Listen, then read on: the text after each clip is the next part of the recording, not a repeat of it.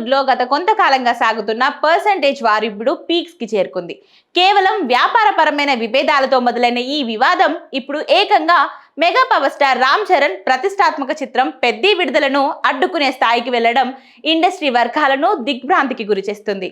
తెలంగాణలోని ఎగ్జిబిటర్లు ఏకమై రాష్ట్ర వ్యాప్తంగా ఒక్క స్క్రీన్ లో కూడా ఈ సినిమాను ప్రదర్శించకూడదని తీసుకున్న నిర్ణయం ఒక భారీ బ్లాక్ బస్టర్ ను ఆదిలోనే దెబ్బతీసేలా కనిపిస్తుంది.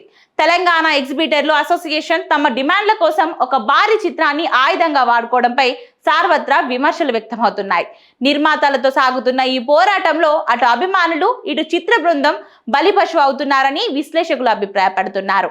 నైజాం ప్రాంతంలో సినిమాను పూర్తిగా బహిష్కరించడం వల్ల కేవలం నిర్మాతలకు మాత్రమే కాకుండా మనుగడ కోసం పోరాడుతున్న థియేటర్లకు కూడా భారీ నష్టం వాటిల్లే ప్రమాదం ఉంది. పరిశ్రమలోని పెద్దలు తమ పంతం కోసం ఒక సినిమా భవిష్యత్తును పణంగా పెట్టడం టాలీవుడ్ కు గర్వకారణం కాదని నెటిజన్లు సోషల్ మీడియాలో మండిపడుతున్నారు.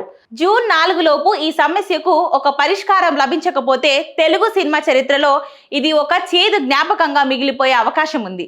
ఈ ఈగోల పోరాటంలో చివరికి విజేతలెవరో కాలమే నిర్ణయించాలి.